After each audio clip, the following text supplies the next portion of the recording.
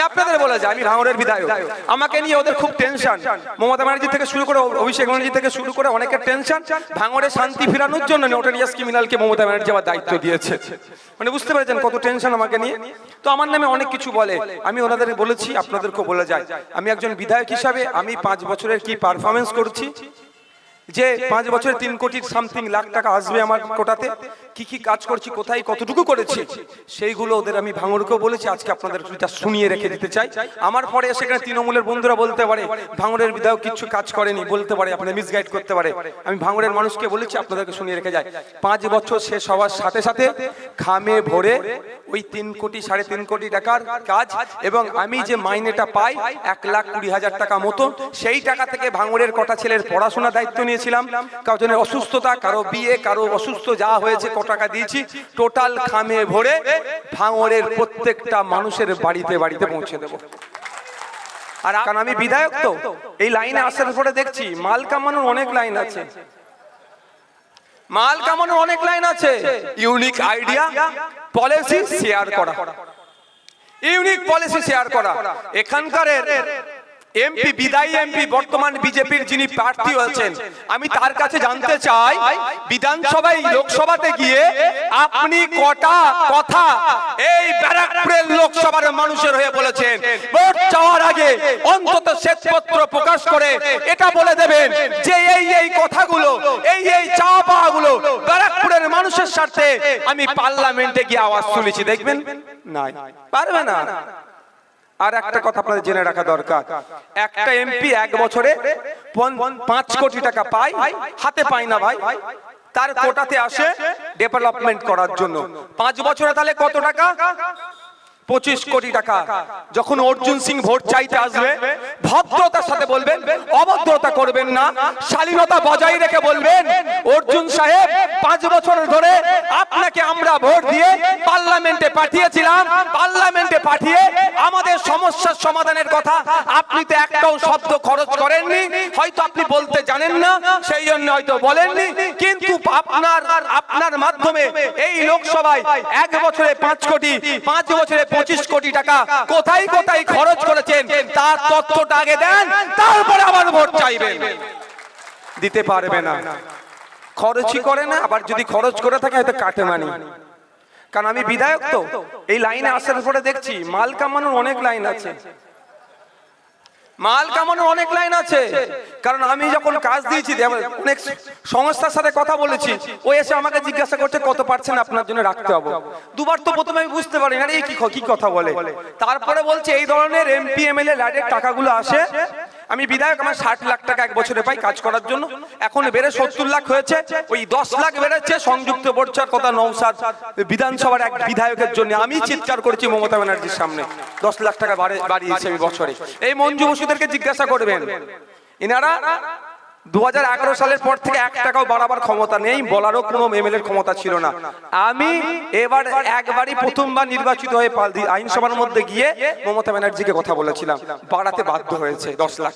তো আগামী দিন 7 লাখ আরো বাড়বে। তো আমি যে জিজ্ঞাসা করছি কি ব্যাপার, তখন আমাকে বলছে এমপি এমএলএ লাইটের টাকা থেকে যে কাজগুলো হয়, ধরুন একটা হাই মাস লাইট হচ্ছে 3 লাখ টাকা খরচ, এখান থেকে আগে থেকে বলে দেয় এমপি এমএলএরা, ওর সবাই নয় তবে ম্যাক্সিমাম, যে 30% আমার লাগবে, তাহলে 3 লাখের 90,000 টাকা আমাকে দিতে হবে।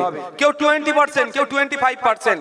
তো আমাকে বলছে ভাইজান আপনার কত লাগবে বলুন। আমি বললাম, ওকে উত্তর দিয়েছিলাম, আমার বাপের টাকা দিয়ে হচ্ছে না, ও গরিবের ট্যাক্সের টাকা দিয়ে হচ্ছে, এর থেকে আমার 1 পয়সা লাগবে না, বরঞ্চ যদি ভালো আরো কাজ করার লাগে বলো, আমার মাইনের টাকা দিয়ে দেবো, ভালো কাজটা করবে। আপনারা যদি সুযোগ আমাদেরকে একই ভাবে দেন, পার্লামেন্টে যদি আমাদের জামির ভাইকে আপনারা পাঠান, আমি আপনাদের বলতে পারি ঠিক একই ভাবে 5 বছরের শেষে আপনাদের ভোট চাওয়ার আগে আমরা ওই রকম ভাবে, হয়তো আর লোকসভার এত মানুষকে পাঠানোর টাকা আমাদের নেই, রাস্তার মোড়ে মোড়ে অঞ্চলে অঞ্চলে বড় বড় ফ্লেক্স টাঙিয়ে দিয়ে আমরা 5 বছরে 25 কোটি টাকা কোথায় কিভাবে খরচ করেছি সেটা আপনাদেরকে দেখিয়ে দেবো। তবে আরেকটা কথা, এই কাজের কাটমানিটা হয় কিভাবে? এখানে থার্ড পার্টি একটা ইন্সপেকশন থাকে, কিন্তু সেটা করাই না। আমরা কি করব, যেটা করি আমরা, যে কাজটা যেখানে হয় তার একটা লোকাল কমিটি বানিয়ে দিই। লোকাল কমিটির মধ্যে চেষ্টা করি আমার যারা বিরোধী দলে তাদেরকে ঢুকিয়ে দেওয়ার, কারণ বিরোধী দলে ঢুকালে কাজ ভুলে লাগা, তারা বেশি লাফালাফি করবে। যাতে কাজটা সঠিক হয়। তো আগামী দিনে যদি আপনারা আমাদেরকে সুযোগ দেন, যে কাজ উন্নয়নের জন্য হবে সেই কাজটা যখন হবে সেখানে একটা মনিটরিং কমিটি গঠন করে দেবো। মনিটরিং কমিটিতে ওই এলাকার লোকেরা থাকবে, শুভবুদ্ধি সম্পূর্ণ লোকেরা থাকবে, যাতে তাদের কাজটা তারা ভালো করে বুঝে নিতে পারে। তার দায়িত্বই আপনাদের হাতে তুলে দেবো আমরা। ওখানে আমরা মাথা মারতে আসবো না, পার্টি মাথা মারতে আসবে না, এটা আপনাদের বলে রাখছি। শেষ করার আগে দুটো তিনটে গুরুত্বপূর্ণ কথা বলবো, শুনবেন ভাই? কারা শুনতে রাজি আছেন হাত তুলুন তো, সবাই শুনবেন। আচ্ছা, আপনাদের কাছে একটা জানতে চাই, এত রাজনৈতিক লড়াই হচ্ছে, উত্তাপ হচ্ছে, ভাষণবাজি হচ্ছে, কোনোদিন শুভেন্দু অধিকারীর সাথে মমতা ব্যানার্জি হাতাহাতি লড়াই হতে দেখেছেন? ফিরহাদ হাকিমের সাথে মোহাম্মদ সেলিমের লড়াই হতে, অধীর বাবুর সাথে অভিষেক বাবুর লড়াই হতে, সুজন চক্রবর্তীর সাথে কুণাল ঘোষের লড়াই হতে, দিলীপ ঘোষের সাথে পার্থবাবুর লড়াই হতে দেখিনি। কিন্তু দুঃখ লাগে একটাই আমার, চর্বি কি আমাদের বেশি ভূতের লোকেদের? কথাটা খারাপ লাগলো নাকি? খারাপ লাগলে আমার কিচ্ছু করার নেই। সমাজ পরিবর্তন করতে এসেছি, ক্ষমতা দখল নয়। আপনাদেরকে একটু সজাগ হতে হবে। ভাবুন তো, বলছে লড়াই লড়াই লড়াই চাই, লড়াই করে বাঁচতে চাই। 1952 সাল থেকে এই ধরনের স্লোগান দিয়ে আসছে, এই স্লোগান দিচ্ছে, আপনার ভোট নিচ্ছে। আপনার দাদু লড়াই লড়াই লড়াই চাই, লড়াই করে বাঁচতে চাই, কবরে গেল, শ্মশানে চলে গেল, মাথা ফাটালো, কেস খেলো। আপনার বাবা লড়াই লড়াই লড়াই চাই, লড়াই করে বাঁচতে চাই স্লোগান দিয়ে হয় কবরে গেল, শ্মশানে গেল, মারামারি করলো, কেস খেলো, পরিবার ধ্বংস হলো। এখন আপনাকেও বলছে লড়াই লড়াই লড়াই চাই, লড়াই করে বাঁচতে চাই। কত লড়াই হবে ভাই? লড়াই করছে কে আর বাঁচছে কে? লড়াই করছে যারা দিনে 300 টাকা ইনকাম করে, আর বাঁচছে আমাদের মতো নেতা। কোনদিন দেখেছেন সুজন চক্রবর্তীকে লড়াই করতে, অভিষেক ব্যানার্জিকে লড়াই করতে, মমতা ব্যানার্জিকে লড়াই করতে, ফিরহাদ হাকিমকে লড়াই করতে, অধীর বাবুকে লড়াই করতে? ওরা কোনদিন লড়াই করে না। লড়াই কারা করে? এই চটে বসে থাকা লোকেরা, যারা দিন গেলে 300 টাকা ইনকাম করে, খুব বেশি হলে তারা লড়াই করে। তাই অনুরোধ করছি আপনাদের কাছে, ওই স্লোগান আর নয়। এবার যদি কেউ বলে লড়াই লড়াই লড়াই চাই, লড়াই করে বাঁচতে চাই, বলবেন 1952 সাল থেকে আমার দাদুকে, আমার বাবাকে, আমাদেরকে বোকা বানিয়ে শুধু আমাদের পরিবারগুলোকে ধ্বংস করেছো। আমরা আমাদের ভবিষ্যতের কথা ভেবে আমরা ধ্বংস হব না। এবার হাত আমরা পিছনে রাখবো। লড়াই লড়াই লড়াই চাই, লড়াই করে বাঁচতে, ঠিক আছে। মোহাম্মদ সেলিম আর ফিরহাদ হাকিম একটা লড়াই করুক, দেখি আমরা। অর্জুন সিং আর কি বলে এটাকে, পার্থবাবু একটা হাতা লড়াই করুক, আমরা একটু দেখি। প্রয়োজনে যদি ভালো খেলা হয় একটু তালি দেবো। শুভেন্দু অধিকারী আর অভিষেক ব্যানার্জি তো কথার লড়াই ভালোই হচ্ছে, এবার বাস্তবে একটা লড়াই করুন, তাহলে আমরা লড়াই করবো। দেখবেন লড়াই ওরা করবে না। লড়াইটা কারা করছে? যারা দিনে 300 টাকা ইনকাম করে, সকালে উঠে কলকাতায় চলে যাচ্ছে, এই ভিড় ট্রেন ছেলে, এই ফিরার সময় মানে তারা স্যালারি কম, মাইনে কম, মাইনে কম। আরে আমি তো বেশ কিছুদিন খেলাধুলা করেছি, আমি তো ট্রেনে যাতায়াত করতাম, এখন সিকিউরিটি হয়ে গেছে বলে আর যেতে পারছি না। যদিও যাবো ভোট ফোট মিটে গেলে, আমি আমার ভালো লাগে এগুলো ঘুরতে। তো আমি ফিরতাম, দেখতাম শুকনো মুড়ি বাতাসা। খারাপ ভাবে নেবেন না, ওরাই আমার পরিবারের লোকজন। আমি আমার পরিবারের দুঃখের কথা বলছি। শুকনো মুড়ি বাতাসা খেতে খেতে বাড়ি ফিরছে, মাস গেলে 6000 টাকা, 8000 টাকা, 9000 টাকা ইনকাম। তাদের লড়াই লড়াই লড়াই লাগিয়ে দিচ্ছ। আর নেতারা সুজন চক্রবর্তী, পার্থ চ্যাটার্জি, কুণাল ঘোষ, দিলীপ ঘোষ এক জায়গায় এসি রুমে বসে চা খাচ্ছে। কুণাল ঘোষ তৃণমূলের নেতা, দিলীপ ঘোষ বিজেপির নেতা, সুকান্ত মজুমদার বিজেপির নেতা, এক জায়গায় বসে এসি রুমে কেক কাটছো। সেখানে ঝামেলা নয়। আর ঝামেলা যত এই নোয়াপাড়াতে, এই আমডাঙ্গাতে, এই বসিরহাটে, বারাসাতে, ভাঙড়ে, এটা বন্ধ করতে হবে।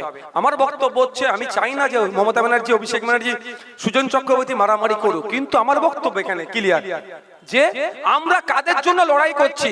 যেই দাদা দিদির জন্য লড়াই করছি, সেই দাদাকে দিদি বিধানসভায় ডেকে চা খাওয়াচ্ছে। তারা যদি বিধানসভায় ডেকে এসি রুমে চা খেতে পারে, তাহলে আপনারা যে যার দল ভালো লাগে করবেন। এটা তো ডেমোক্রেসি। এই দল করতে গিয়েই তো আমাদের এই সংবিধান পেয়েছি, এই গণতন্ত্র পেয়েছি বলে তাদের আত্মবলিদানের জন্যই তো পেয়েছি, আমাদের পূর্বপুরুষদের। এটা তো ডেমোক্রেসি, যার যেটা ভালো লাগবে করবে। কিন্তু দাদা দিদির জন্য আপনি মাথা ফাটাচ্ছেন, কেস কাটছেন, জেলে যাচ্ছেন, কবরে যাচ্ছেন, শ্মশানে যাচ্ছে। সেই দাদা দিদি যদি এসি রুমে বসে কাউকে চা খাওয়ায় অন্য দলের লোককে, তাহলে আপনারা বুথের স্তরে আপনারা এক জায়গায় চা খেতে পারবেন না।